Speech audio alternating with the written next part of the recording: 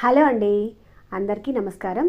కథా ప్రేమికులందరికీ నా కథలు నచ్చినట్లయితే మన channel Lakshmi Srinivas the story teller subscribe చేసుకొని నన్ను సపోర్ట్ చేస్తారని ఆశిస్తూ మీ లక్ష్మీ శ్రీనివాస్. ఇక కథలోనికి వెళ్ళిపోదామండి. ఈ కథ స్వాతి సపరివార పత్రికలో 2013లో పబ్లిష్ అయిందండి. కథ పేరు చిలకపచ్చంచు చీర. రాసిన వారు జయంపు కృష్ణ గారు. నా మాటల్లో పూర్తి కథను వినేద్దాం. అదో పక్కా పల్లెటూరు. పుచ్చ పువ్వులా విరిసిన పండు వెన్నెల నిండు రాత్రి. చల్లని గాలి, హాయిగా ఉంది వాతావరణం. ఇంటి వెనుక పెరట్లో మల్లెపందిరి దగ్గర పట్టె మంచం వేసి పరుపు దిండు వేసి తెల్లటి దుప్పటి పరిచింది తిరుపతమ్మ. తలనిండా మల్లెపూలు తురుముకుంది. చాలా రోజుల నుండి భర్తను ఓ విషయం అడగాలి అని తెగ ఊపలాట పడిపోతూ ఉంది. ఆ కోపిష్టి భర్తను అడిగేందుకు భయపడుతుంది. ఆ వేళ రాత్రి ఎలాగైనా అడగాలి అని నిర్ణయించుకుంది. అందుకే ఈ ప్రత్యేక ఏర్పాట్లు. తిరుపతమ్మ భర్త పేరు నాగరాజు. చదువు లేదు కానీ పొలాన్ని నమ్ముకున్న బడుగు రైతు. మనిషి మొరటగా ఉన్న మంచోడు. అయితే ఒక్కసారి కోపం వస్తే ఇక మనిషే కాడు. అందుకే తిరుపతమ్మకి అంత భయం. ఆమె 2వ క్లాస్ వరకు చదువుకుంది. కాస్త మోడ్రన్గా ఉండాలని తపన పడుతూ ఉంటుంది. అయితే భార్య భర్తను ఏదైనా కోరిక కోరాలి అనుకుంటే అందుకు రాత్రే సరైన సమయం. ఆ సమయంలో దూర్వాసుడైనా సరే ఊకొట్టాల్సిందే అన్న పరమ సత్యాన్ని పక్కింటి పార్వతి ద్వారా తెలుసుకుంది తిరుపతమ్మ. ఆ భార్యాభర్తలిద్దరూ తిక్కలోళన సంగతి పార్వతమ్మకి బాగా తెలుసు.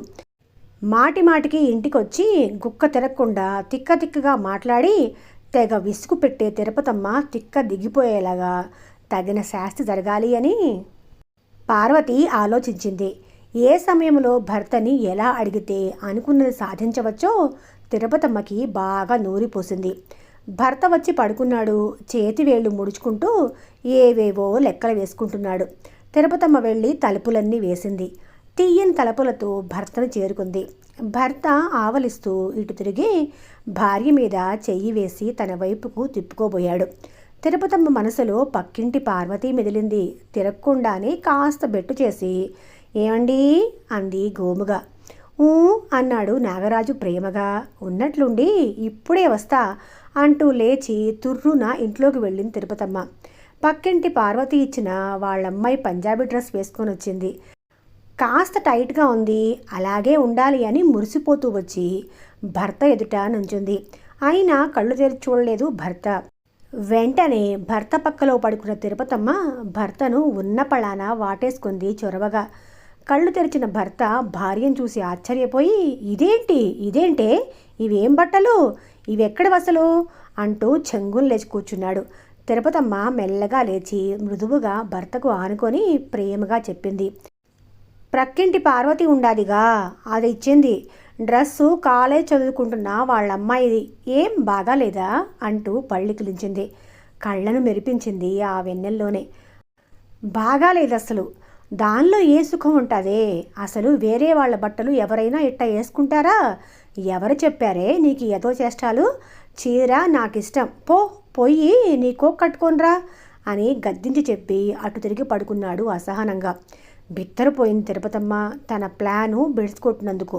లడ్డూలా లాక్కుంటాడు అనుకుంటే ఇదేంటి మనిషి ఇలా చెదిరించుకుంటాడు అనుకొని మూతి 30 వంకర్లు తిప్పి చిర్రుబుర్లాడుతూ ఇంట్లోకి వెళ్ళి తను విడిచిన చీర కట్టుకొని వచ్చి భర్త పక్కన ఇటు తిరిగి పడుకుంది. నిద్ర పట్టని భర్త కదలికలు తెలుస్తూనే ఉన్నాయి. కాసేపయ్యాక తేరుకొని నవ్వుకొని అది కాదయ్యా, రోజులు మారిపోతూ ఉంటాయి, నువ్వేందలా అనేసావు అంటూ భర్త వైపు తిరిగింది. ఓసే తిరుపతి, నాకు చెప్పమాక. రోజులు మారినా సరే ఆడవాళ్ళు ఆడవాళ్లే, మగవాళ్ళు మగవాళ్లే, అంతే అంటూ కాస్త ఇటు తిరిగాడు. భర్త సంగతి తిరుపతమ్మకి బాగా తెలుసు. పట్టిన పట్టు విడవడు, అదో మూర్ఖం. అందుకే తన బెట్టు సడలించింది. సున్నితంగా భర్త ఎదను స్పృశిస్తూ కష్టపడేవాడికైనా కొన్ని ఇష్టాలుంటాయి అంటారు. సినిమాల్లో టీవీలో చూస్తాళ్ళా ఆడవాళ్ళు అందులో చీరలు కడతా ఉండారా? ఆ కాలం పోయిందయ్యా. ఒకప్పుడు అన్ని ఇళ్లల్లో మట్టి చెట్టెలు, కుండలు, ముంతలు ఉండేవి కదా. ఉదయాన్నే పళ్ళు పుల్లలతో, బొగ్గులతో, బూడిద కసకలతో తోమేవాళ్ళు. మరిప్పుడో పార్వతి చెప్పింది. మరిప్పుడు కోకల కాలం చెల్లిపోయింది. అన్నీ మిడ్డీలే, మోడ్రన్ డ్రెస్లే, తెలవదా? ఆడవాళ్ళు కూడా మగవాళ్ళతో పాటు ప్యాంట్లు షర్ట్లు వేసుకుంటున్నారు. మరి ఇప్పుడు అది ఫ్యాషన్ తెలవదా అని వివరించింది. అమ్మ ఓసే తిరుపతి, నీకు లోకం బాగా తెలిసిపోయినట్టుండదే, బాగా ముదిరిపోయావు. నీ వాలకం చూస్తూ ఉంటే ఈరోజు రేపో నువ్వు ప్యాంటు చొక్కాయితో నా ముందర నిలబడేలాగుండావే. అమ్మో అమ్మో, నేనొప్పుకోనే. ఇటు చూడు, ఆ పప్పులు నా దగ్గర ఉడకవు. నువ్వు నా కంటికి ఎప్పుడు కోకలోనే కనపడుతూ ఉండాలా, అప్పుడే నువ్వు నా పెళ్ళానివి, వింటుందా అంటూ చెయ్యి పైన వేశాడు. అదే అదను అనుకుంది తిరుపతమ్మ. మనస్సులో అడగాలి అనుకున్నది అడిగేయాలని యాతయ్యో మరీ తీయగా పిలిచింది. చెప్పు, ముందుకు జరిగాడు. చాలా రోజుల నుంచి ఒక్క మాట అడగాలి అనుకుంటా ఉండా. యావంటే అడిగింది. యాందే అది అన్నాడు. అమ్మిడికి రండి. అబ్బా, తెగ ఇబ్బంది పెడతావు, యాందో చెప్పరాదా అన్నాడు. నాగరాజు భార్య పైన ఉన్న చెయ్యి తీయకుండానే, మరే మరే మన పెళ్ళైన నాటి నుంచి ఈ ముసుగు చీరతో సరిపోతా ఉంది. ఒక మంచి కొత్త తెల్లని చీర కొనుక్కోవాలని కట్టుకోవాలని ఉండదయ్యా అడిగేసింది తిరుపతమ్మ తన మనసులోని మాటని. వెన్నెల్లో తెల్లగా నవ్వాడు నాగరాజు. ఓస్ ఇంతేనా, అదెంత పని. ఈసారి పడమటినట్లు పత్తి నాటే కదా, పంట రాగానే కొనుక్కుందుగాన్లే అన్నాడు నాగరాజు పెళ్ళాన్ని మరింత దగ్గరగా లాక్కున్నాడు. అయినా తిరుపతమ్మ గుండెల్లోంచి పక్కింటి పార్వతి తొలగిపోనే లేదు. అయ్యో, నువ్వెంత మంచోడివయ్యా. ఏమయ్యో, ఆ చల్లని నేత చీరకు రంగుల రంగమ్మ దగ్గర చిలకపచ్చ రంగు అంచు అద్దియాలయ్యా. నా సామి రంగా, అప్పుడు అదిరిపోద్ది కుబకుబలాడింది తిరుపతమ్మ. సరే అన్నాడు నాగరాజు. తిరుపతమ్మ భర్తని మరింత అతుక్కొని పోతూ చీరకి అంచు అద్దించాక, ఒక్కసారి పక్కింటి పార్వతికి ఇస్తానయ్యా, అది గర్భవతి, నన్ను అడిగింది. దాని తాగుబోతు మొగుడు దానికి కొనివ్వడు. ఇందాక వాళ్ళమ్మాయి డ్రెస్ నాకియలా, పోనీ పాపం అడిగింది, అలాగే ఇస్తానని మాటిచ్చాను. ఒక్కసారి కట్టుకొని మళ్ళీ ఇచ్చేస్తానంది, ఒట్టి మనిషి కూడా కాదు కదా అంటూ చెప్పింది. ఆ మాటలతో ఉగ్రుడైపోయాడు నాగరాజు. భార్యని వదిలేశాడు. ఓసే తిరుపతి, ఇప్పుడు అర్థమైందే నాకు. అసలు నిన్ను పక్కదారి పట్టిస్తా ఉండాది ఆ పక్కింటి పార్వతే. దాని ఊసి ఎత్తవా ఇక్కడ. నాకు చిర్రెత్తుకొస్తా ఉండాది. అసలు మన వస్తువులు ఇంకొకరికిస్తే అవి పాడైపోతాయి. అందులోనూ కొత్త చీర చీకి పారేస్తుంది. ఇచ్చేదానికి వీల్లేదంతే. నువ్వు కట్టుకుంటే చాలు. ఒప్పుకోలేదు నాగరాజు. భీష్మించుకొని కూర్చుని తిరుపతమ్మ విసురుగా లేచి కూర్చుంది. మీరెన్నైనా చెప్పండి, నన్ను ఏమన్నా అనండి, నేను విన్ను. నాకు పార్వతి అంటే ఇష్టం, నా ఫ్రెండు. పైగా ఇన్నేళ్లకు దానికి మళ్ళీ కడుపొచ్చింది. దాని కోరిక నేను కాదనలేను అంటూ పట్టుపట్టింది. పట్టలేని కోపంతో సుడిగాల్లా లేచి కూర్చున్నాడు నాగరాజు బుసల కొడుతూ. ఏందే, అసలు ఏందే నీకు చెప్పేది? ఏందే తెగ నిలుగుతా ఉండవు? కొత్త చీర ఆ పార్వతికి ఇచ్చావంటే నీ కాళ్ళు ఇరగొడతా నిక్కచ్చిగా చెప్పాడు. అట్టాగా, నేను మనిషినే. కాళ్ళు ఇరగొట్టినా మెడకాయ నులిమేసినా అది నా కోక, నా ఇష్టం.